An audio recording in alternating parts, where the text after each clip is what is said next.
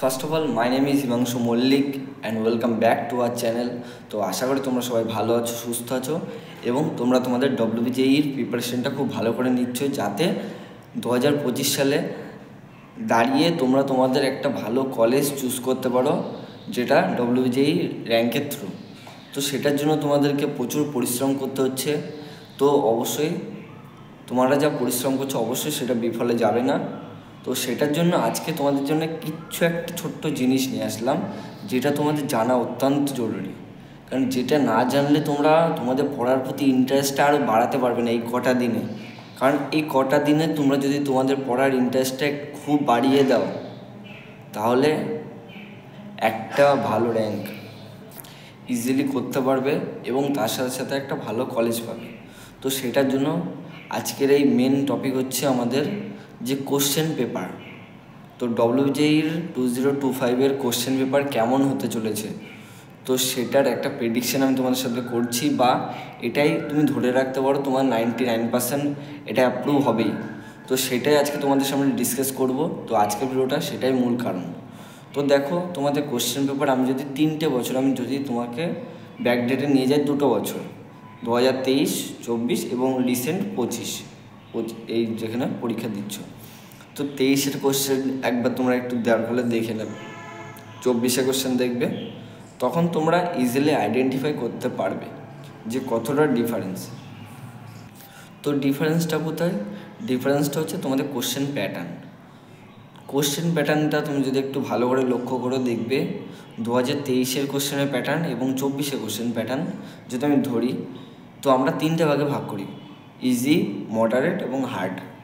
তো সেই হিসেবে দাঁড়িয়ে 23 সালে যে প্রবলেমটা বা যে সলিউশনটা আমরা দেখতে পেয়েছিলাম, প্রবলেমটা হচ্ছে যে প্রচুর আমার সেখানে কি ছিল, যে তোমরা যেই মেনে প্রবলেম যেটা হয়েছে, যেই মেনে প্রচুর হাই কাট আপ যাওয়ার কারণে অনেক ছেলেপিলে সেখানে অ্যাডমিশন হতে পারেনি বা ক্যান্সেল হয়ে গিয়েছিলো, যেটার কারণে তারা ডব্লিউবিজেইতে এক্সাম দিয়ে ডব্লিউবিজেই থ্রু ভালো কলেজ পাওয়ার চেষ্টা করেছিল। সেখানে দাঁড়িয়ে দেখা গিয়েছিল যে যত সংখ্যায় নর্মালি ছাত্রছাত্রী পরীক্ষা দেয়, সেই হিসেবে প্রচুর ছাত্রছাত্রী সেই 2023 সালে পরীক্ষা দিয়েছিল এবং ওই সময় দাঁড়িয়ে তারা প্রত্যেকে বেশিরভাগ গভর্নমেন্ট বলো প্রাইভেট কলেজ বলো সবাই ঢুকে গিয়েছিল।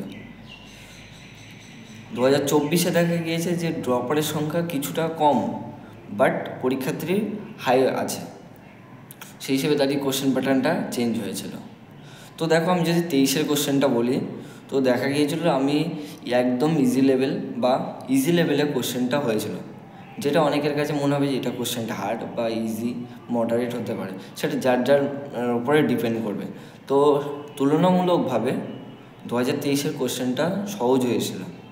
তার থেকে যদি আমি পরে 2024-এ আসি, 23-এ যে কোশ্চেনটা ইজি হয়েছিল সেটা 2024-এ মডারেট হয়েছিল। কেননা ছাত্রছাত্রী আস্তে আস্তে দেখা যাচ্ছে যত সংখ্যায় ভর্তি হয় তার থেকে প্রচুর পরিমাণটা বাড়ছে এই ডব্লিউবিজেইতে, এবং কাট আপটা তো লো হওয়ার কারণে সেখানে কাছে প্রচুর ছাত্রছাত্রী কলেজ পেয়ে যাচ্ছে।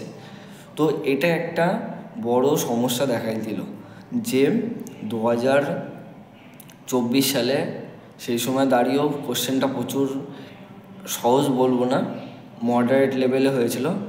অনেকে ভালো র্যাঙ্ক করেছে এবং ভালো র্যাঙ্কের থ্রু দেখাচ্ছে অনেকে।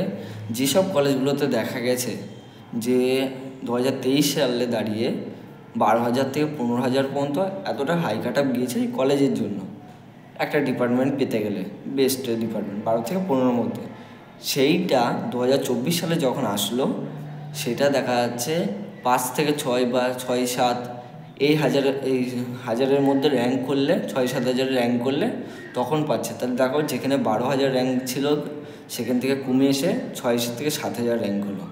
তো একটা হিউজ ডিফারেন্স দেখা গেল।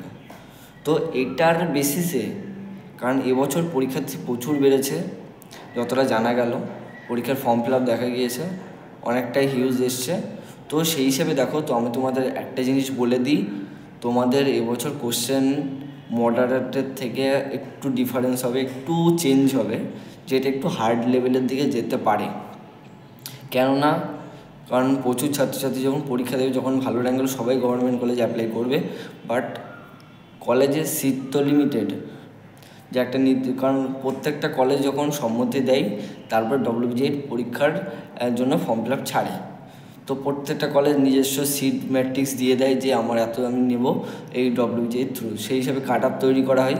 তো দেখো এই হিসাবে দাঁড়িয়ে তোমাদের হচ্ছে WBJEE 2025 এক্সাম মডারেটের থেকে একটু হাই, অর্থাৎ হার্ডের দিকে যেতে পারে।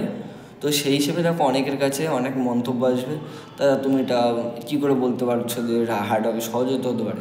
তো আমি যেটা তোমাকে একটু আগে, তুমি দরকার হলে আরও 3-4 মিনিট আগের শুনে নাও, আরেকবার শুনে নাও, যেখানে আমি বলছি তোমাদের যে 23-24 প্যাটার্নটা সেইটার উপরে ফলো করে আমি তোমাদেরকে বলছি। তো সেই জন্য আমি নিজস্ব কোনো প্রেডিকশান, আমি যা হচ্ছে সেইটার উপরে বেস করে আমি প্রেডিকশানটা করছি। তো সেখানে দাঁড়িয়ে তোমাদের কোশ্চেন হার্ড হতে পারে, যেটা অনেকের ক্ষেত্রে না পারা আর কিছুই না, অনেকে নাই পারতে পারে কোশ্চেনগুলো। তবে যারা যারা আমাকে এই ভিডিওতে দেখছো বা যারা আমার চ্যানেলে আছো, তাদেরকে আমি কিছু কিছু টিপস বলে দিয়েছিলাম বা সিলেবাস বলে দিয়েছি, বা তার সাথে সাথে টাইম টেবিলটা কোনটা কত টাইম টেবিলে বা কত টাইম ধরে পড়বে। তো যারা এতদিন ধরে সেই টাইম টেবিলটা ফলো করছো, যেই সিলেবাসটা ফলো করছো, তো তাদের অবশ্যই ভালো হবে।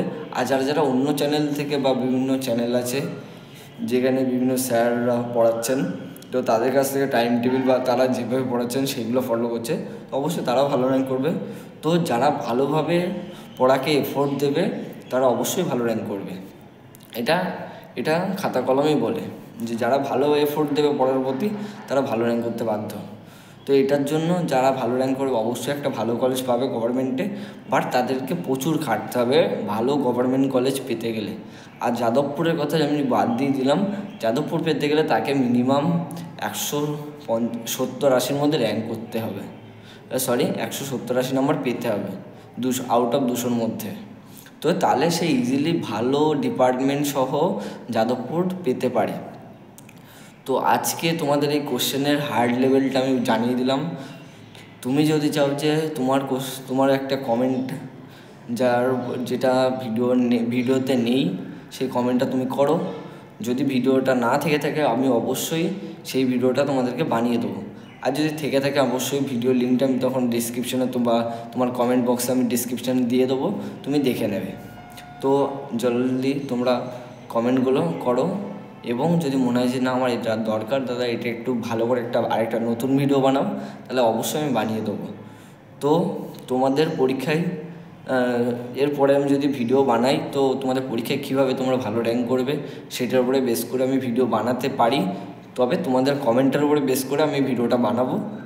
তো তোমরা যদি ভালো কমেন্ট করো বা কমেন্টে জানাও যে হ্যাঁ দাদা ওই ভিডিওটা করো, তাহলে অবশ্যই আমি কমেন্টের সহ আমি ভিডিওটা বানাবো। তো কীভাবে তোমরা ভালো র্যাঙ্ক করবে এটার উপরে বেস করে আমি ভিডিও বানাবো। তো তোমরা তাড়াতাড়ি কমেন্ট করো যে এই ভিডিওটা তোমাদের লাগবে কিনা, তাহলে আমি ভিডিওটা বানাচ্ছি। তো আজকের ভিডিওটা অনেকটা লেন্থি হয়ে গেল, তোমাদের শুনলে তোমরা অনেক কিছু বুঝতে পারবে। তো ভিডিওটা এখানে আমি শেষ করছি। তো দেখা হচ্ছে তোমাদের সামনে নেক্সট আবার নতুন ভিডিও নিয়ে। তো আজকের মতো টাটা। তো চলো দেখা হচ্ছে নেক্সট নতুন ভিডিও নিয়ে। তো টাটা।